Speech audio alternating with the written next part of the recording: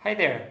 Today is a dark, gray, rainy day, so I came indoors to record this video about seed bombs. Perhaps you have already heard about it, perhaps you don't. Uh, Most people who did heard about seed bombs don't really know where they come from. And actually, seed bombs were invented by the creator of the natural way of farming, Masanobu Fukuoka, which I've been saying that I'll be talk about, but I've been postponing it, so and I will postpone a little bit more. I'm not going to talk about natural farming today, but I will talk about the seed bombs. And the reason I'm going to do this is because this past weekend I was in a retreat, a spring retreat, and in the last day before we return home, we organized an activity for the participants to build their own seed bombs and explain a little bit how they work.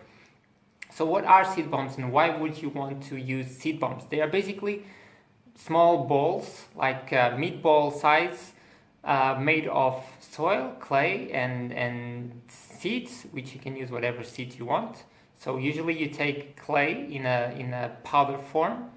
Obviously, if your property, your land has a very high percentage of clay in the soil, you can use that soil as well. Just make sure you filter it out first, take stones and other debris that might be in it.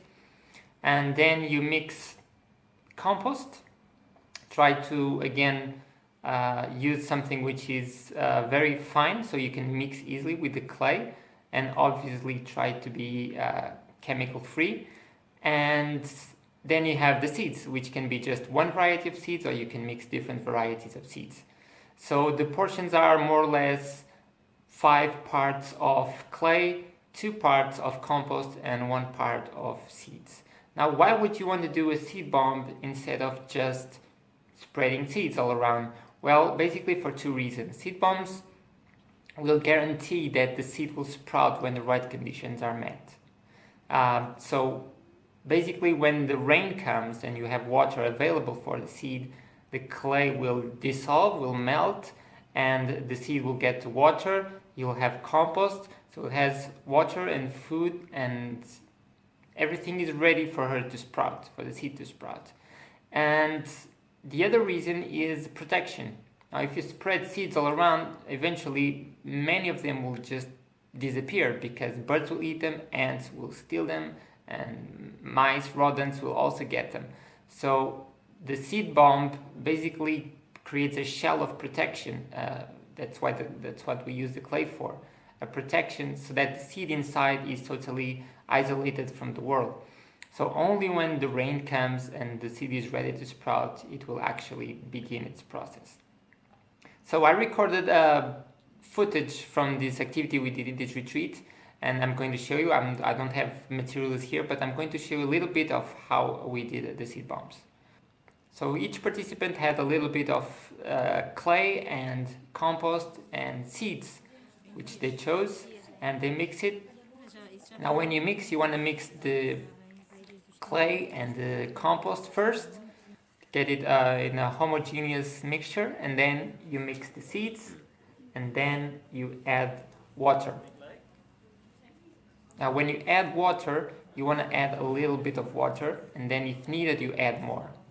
Be careful, don't add too much water or you'll end up with mud, and you don't want mud here, okay? You're like, if you have made bread at home before, that's kind of dough consistency you want to get. So then you use your hands and you can make bigger balls or smaller balls. Originally Fukuoka would make really tiny seed bombs. It's just for the seeds to get a protective shell around them. But you can make them slightly bigger, like a meatball size bomb. This is also a great way to involve your children. It's a great activity for kids because they usually love to get their hands dirty, and so you can get kids involved and explain them how it works, and it's a great afternoon activity for the kids to do. When you have it ready, you're gonna have a flat surface exposed to full sun, and you're gonna leave the bombs to dry for about 2 days of full sun. So you really want to get very, very dry bombs in the end. And just to make sure that the seeds are not going to sprout. Okay, so we want to suck the water out. You're going to have a hard ball in your hand when it's finished. So after this is done, you can store them, and you can store them for a long time. The shelf life is basically the shelf life of the seeds, and then you can use them as bombs. So you can just place them in your garden, or you can throw them anywhere you want, and when the rain comes, they will sprout. And Fukuoka actually said in one of his books, if I'm not mistaken, was Sowing Seeds in the Desert, he said that in the future we could use our technological advancements to help to reforest the planet and spread more plants and trees. And he gave this example of using military planes, but instead of carrying bombs, they will carry seed bombs, and they will reforest very, very big areas. And it's very interesting because this was like 20, 30 years ago. But that is actually happening, not with military jets, but I've seen companies who are now using these modern drones, small-sized drones, to carry payloads of seeds and to help reforest big and sometimes hard to reach areas.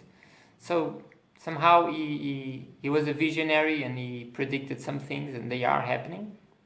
Seed bombs are also very widely used in this movement called guerrilla gardening or guerrilla farming, where people use seed bombs to put seeds in a kind of guerrilla illegal way in many places which are not public or hard to reach, or just these public boring lawns where nothing grows except grass. And so you kind of just spread seeds all around, and like plants, sunflowers and pumpkins and everything grow all the time, flowers, everything you want.